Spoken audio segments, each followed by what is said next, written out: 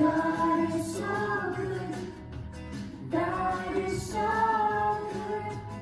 God is so good.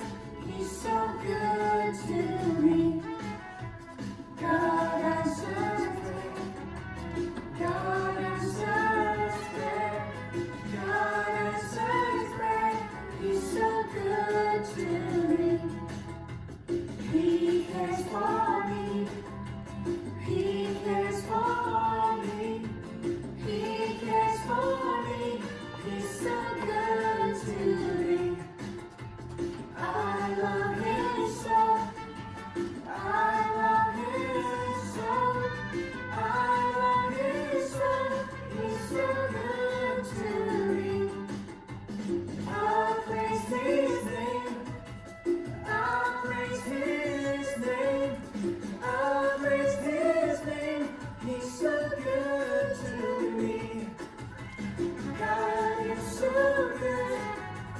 God is so good. God is so good. He's so good to me. Oh yeah. So good to me. It's so good. Hey boys and girls, welcome back to the Kids Club this week. It's so nice to see you guys again. This week I've been thinking a lot about all the strong people I know in my life, and I've realized that sometimes I have trouble staying strong. So I thought we would go back in time and meet a man that was known as the strongest man to ever walk the earth. He was a fighter, and he used his mighty power to serve God. Let's go visit Samson right now. Wow, you look super strong. You must be Samson. That I am, small boy. And who might you be? My name's Jackson, and I came here today so I could talk to you about a thing that's been on my mind a lot lately. And I thought that maybe you could help me with my thoughts on the idea. I'm more than willing to try, Jackson. What have you been pondering? Well, you see, I'm a small boy, and last week my uncle asked me to help him carry a lot of his old things to the attic, and I wasn't able to carry half of it up there because it was too heavy. And I know one day I'll get bigger and I'll be able to carry the things on my own, but I feel so helpless right now. I really want to get stronger super fast. So I wanted to ask you, how did you get so strong? Did you eat all those muscle bars or a bunch of vegetables or work out a lot? What'd you do? My strength didn't come from working out or eating fancy meals, Jackson.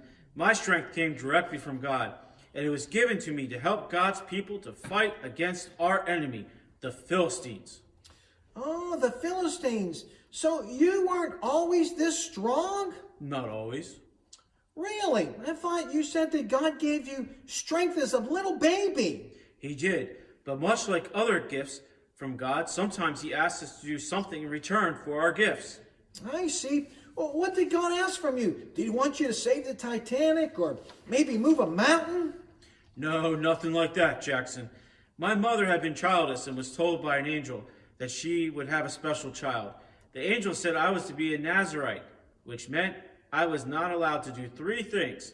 The first was never to eat unclean food or touch a dead animal. Oh yeah, that rule makes total sense. I mean, my mother always has me wash my food, my hands before I eat so that I don't get sick. Unclean food to us Jews is eating pork or any other unclean animal. Oh wow, so you never eat pork? So no bacon? Man, I couldn't live without my bacon. You could if God told you to. I guess that's true. Well, what else did he ask for you not to do? Well, I could not drink any wine or strong drink. And the last thing, I was not allowed to cut my hair. Wait, he wanted you to have long hair? It was a symbol of my covenant with God. And as long as I obeyed it, God would allow me to have my strength.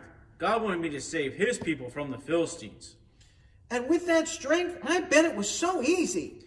Well, it would have been if I didn't disobey God's rules. Oh man, which rules did you disobey? I first killed a lion when it was dead. I found some honey in it, so I chose to eat the honey. So I broke the first rule from eating something sweet from a dead animal. The next thing I did wrong was I married a Philistine woman who was not one of God's chosen people. And then the Philistines took my wife away and gave her to someone else. For revenge, I burned down their fields. Then eventually I killed 1,000 Philistines with the jawbone of a donkey. Oh, wow, 1,000 of those Philistines. So God took your strength away because you broke the rules you had? Remember I said that I had broken the rules? I finally broke the third rule, which was to not get my hair cut. Well, why did you get your hair cut? Was it just getting too long? God took away my strength because of another bad choice I made. I met another Philistine woman named Delilah and fell in love with her. I didn't know that she would trick me into revealing the source of my strength. Well, how did she trick you, Samson? Well, I didn't tell her of my strength at first. The first time she asked me, I treated it as a joke. I told her that if she bound me with 7 new bowstrings, then I would be weak. But when she told me the Philistines were upon me, I broke free and saved myself. Then she asked me again, and I told her that I was bound with my new ropes, then I would lose my strength. But when she tried, I still broke free and saved myself.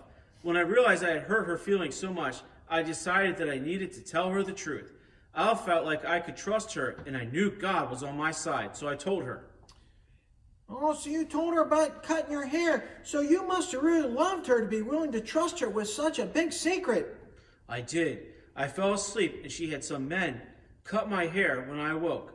I was powerless, and the Philistines overpowered me. I thought that I had ruined God's plan to save his people from the Philistines.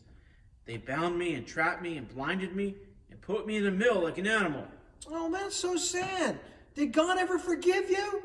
Yes, at the end of my life, my strength came back, and God used me to push down 2 pillars in a Colosseum. I killed thousands of Philistines that day, but I died and went to heaven. Oh, wow. So God forgave you and used you even at the end of your life. That reminds me that no matter what our sins are, that Jesus died for them so that we could be saved and go to heaven.